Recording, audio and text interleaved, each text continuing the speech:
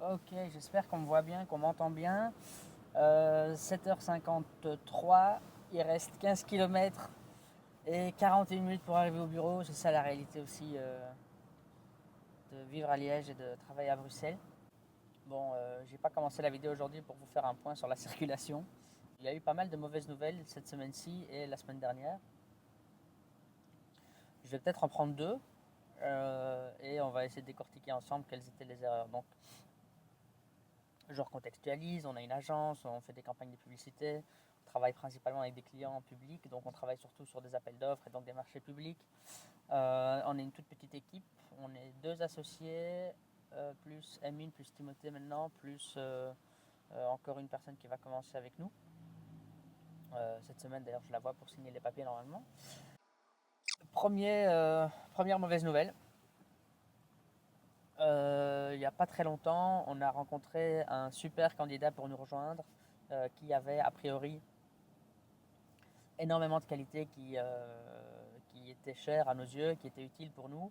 Pas mal de similarités avec ma manière de fonctionner, ce qui rend a priori la collaboration assez fluide euh, avec moi. Et en plus de ça, quelqu'un qui était personnellement intéressé par ce qu'on faisait et qui pouvait facilement voir dans ses objectifs de vie, dans son développement personnel, de voir une place pour notre agence parce que c'était un bon moyen pour cette personne aussi de se réaliser à titre perso.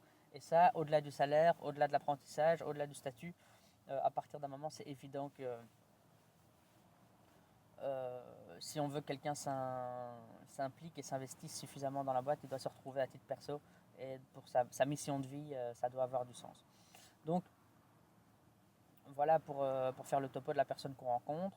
Super candidat, on se dit ok c'est bon, on va travailler avec lui. Et je fais des erreurs dans le niveau de préparation avant de commencer tous mes rounds d'interview.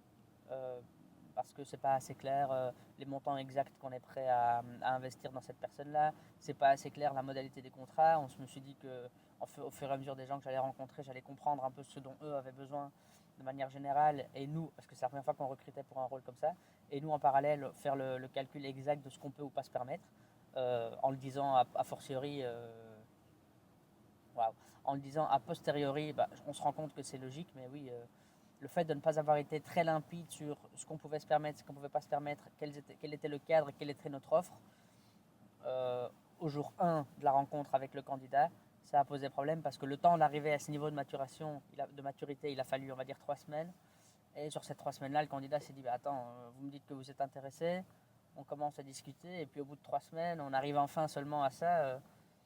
Si c'est ça le début de la relation et de la collaboration, comment ça va être plus tard? Et j'ai donné raison au candidat quand il m'a dit ça. Bon, bien sûr, ça t'ennuie parce que tu te dis zut, quoi. Je pensais que ça allait être une chouette personne qui allait pouvoir rejoindre l'équipe, on allait pouvoir bosser ensemble.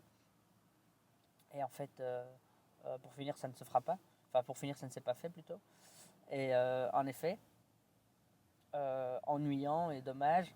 Et en même temps, c'est ce que j'ai dit aussi sur le moment, c'est un excellent apprentissage pour nous. On saura comment mieux faire la prochaine fois. Et puis oui, je reconnais clairement l'erreur, quoi. Et je me mets dans la peau d'un candidat. C'est évident que si ça traîne comme ça dès le début, mais quel est le genre d'agence que cette personne va rejoindre? Et smart décision de la part de cette personne d'être un peu courageuse et de dire non, non, je continue pas et bon courage. Et entre-temps, ben voilà, nous, on a appris de cette erreur-là, on a relancé une nouvelle vague de recrutement et sur cette nouvelle vague, on était prêt au jour 1 et puis a priori, les choses se sont mieux passées. Donc voilà, ça c'est la première erreur qu'on a faite. Je peux peut-être vous parler d'une deuxième erreur parce que sur le recrutement toujours, c'est un sujet un peu spécial parce que j'ai vite cru jeune que j'étais très bon en recrutement parce que j'avais fait énormément d'entretiens d'embauche, j'avais fait passer beaucoup d'entretiens d'embauche, j'avais géré pas mal de personnes avant cette boîte. Enfin, gérer, c'est un même bien grand mot. J'étais responsable de pas mal de gens avant cette boîte dans d'autres structures, une qui était la mienne, une autre encore avant qui ne l'était pas. Et je me suis dit, bah, ok, c'est bon, je serai bon manager, je sais bien recruter. Et en même temps, pour trouver des partenaires, des prestataires, des sous-traitants qui travaillent bien, à des prix corrects, et qui sont eux-mêmes corrects humainement et professionnellement, bah là, je suis assez bon parce que ça fait un moment que je le fais. Et la preuve, c'est que ça se passe bien, nos sous-traitants sont contents, ils sont ravis de travailler avec nous, nos clients sont contents de la qualité qu'on leur apporte. et nous on arrive à vendre à un certain prix et trouver quelqu'un d'autre bien moins cher pour sous-traiter derrière. Nous on apporte de la valeur au milieu, on prend notre marge bien sûr et on coordonne le tout. Donc ça se passe assez bien. Par contre, un recrutement, c'est une autre paire de manches. Jusqu'à présent, on s'est toujours trompé sur le recrutement humain. Et ça, c'est dû à plusieurs choses. La première grosse erreur que moi j'ai toujours faite, je me suis toujours... j'ai un peu le syndrome du super-héros. En tout cas, c'est un peu... Tous mes objectifs de vie sont basés autour de ça. Je ne savais pas que j'allais parler de ça maintenant, mais... Je suis profondément meurtri par l'injustice. J'en ai vécu énormément quand j'étais tout petit. À l'âge de 6, 7, 8 ans, j'ai vécu des choses très difficiles qui m'ont apporté une hargne. Oh là là là là là là. Voilà, ça c'est quand je pars dans des sujets un peu trop philosophiques, voilà ce qui se passe. Je ne sais plus où j'en étais. Qui m'ont apporté, ouais, bref, j'ai vécu des trucs nuls et ces trucs nuls m'ont révolté et pour moi et pour les autres, j'ai toujours depuis détesté l'injustice, c'est quelque chose qui est insupportable à mes yeux et donc devenir une personne plus riche, plus puissante et plus capable, c'est le meilleur moyen à mon échelle de lutter contre ça et dès lors que je vois de l'injustice, alors je peux agir puisque j'ai les outils, j'ai les armes, j'ai ce qu'il faut. Et malheureusement, Maher, qui a 26 ans, 27 ans, qui est très loin encore de ce niveau de capacité, de ce niveau de capacité, il a quand même envie d'aider les gens. Et donc lorsqu'il recrute et qu'il voit quelqu'un qui est sympa, qui en veut, qui est motivé, mais qui ne correspond pas du tout à ce qu'on recherche pour plein de raisons différentes, bah Maher il va avoir beaucoup de mal à ne pas accepter cette personne-là. Et puis je vais souvent finir par lui proposer un job chez nous et travailler avec nous, alors que fondamentalement c'est pas une bonne idée. Et ça, c'est quelque chose que j'ai fait à 3 reprises au total. Et c'est jamais une bonne idée. Le moyen, le truc, c'est de prendre en capacité, en compétence, de grandir, de prendre en capacité d'aider les autres et ensuite d'aider les autres. Mais pour arriver à ce niveau-là, le but, c'est de se concentrer sur soi et de choisir les bonnes personnes et de faire les bons choix. Et pas de mélanger les deux et d'attendre un petit peu. Et moi, comme je ne veux pas attendre pour aider les gens, je me suis fait avoir déjà 2 fois à ce sujet-là. Et donc là, l'idée, c'est de ne plus refaire cette même erreur. Ça, c'est la première chose. Et puis la deuxième erreur aussi que j'ai déjà faite, la deuxième erreur aussi que j'ai déjà faite, c'est de voir le contrat et la négociation salariale comme un one-shot. Pas du tout. Ce que je veux dire par là, c'est qu'en tant que dirigeant d'entreprise, négocier un salaire et négocier tout court de l'argent avec un client, avec quelqu'un en face de soi, bah, c'est quelque chose qu'on fait très régulièrement.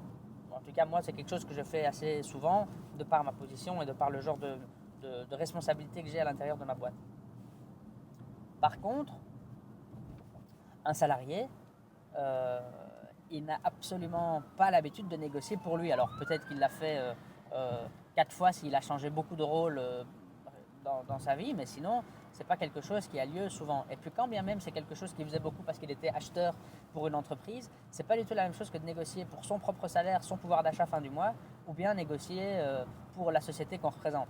Ça, je l'ai remarqué aussi. On peut être très bon négociateur pour une boîte, mais dès lors que ça parle de nous et notre argent, émotionnellement, on est un peu plus fragile, on n'ose pas risquer plus et on n'ose pas demander certaines choses et on est moins bon négociant ou moins bon négociateur pour ces raisons-là. Bref, tout ça pour dire qu'il y a une asymétrie sur la capacité à négocier entre le recruteur, qui est généralement, enfin, dans une petite boîte, qui est souvent le fondateur, et le candidat qui va devenir le collaborateur de l'entreprise. Ce qui fait que si on se concentre uniquement sur les 20-30 minutes de conversation sur la négociation, même si la négoce elle commence dès la première prise de contact et puis tous les échanges jusqu'au moment où on négocie vraiment le contrat, tout ça, ça rentre dans la négoce. Plus le candidat est chouette dès le début, plus on a envie de lui donner beaucoup, et plus la boîte est chouette aussi, et plus le candidat accepte un salaire moins bien pour travailler dans un environnement extraordinaire. J'aime bien prendre l'exemple de dire, voilà, si OpenAI te propose un poste de DG sur une nouvelle structure et il te dit voilà on va travailler pendant 6 mois, on va prendre le risque ensemble et dans 6 mois tu auras un super salaire, a priori c'est quelque chose que les gens accepteraient. Bref, Donc pendant les 30 minutes de négociation, on va pouvoir négocier et le recruteur, parce qu'il est meilleur en négociation, parce qu'il fait ça tout le temps et parce que émotionnellement il est un petit peu moins impliqué, bah, il sera capable de presser un peu le citron et d'aller chercher un salaire hyper bas par rapport à ce que la personne aurait idéalement accepté.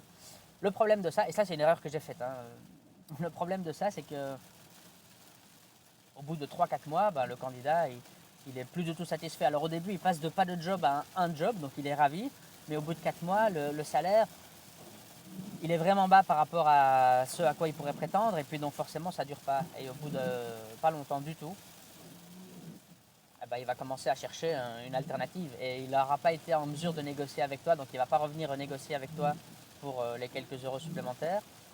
Et donc ce qu'il va faire, c'est qu'il va rester sur le marché de l'emploi, rechercher une nouvelle offre, et puis dès lors qu'il aura une meilleure proposition, il va partir.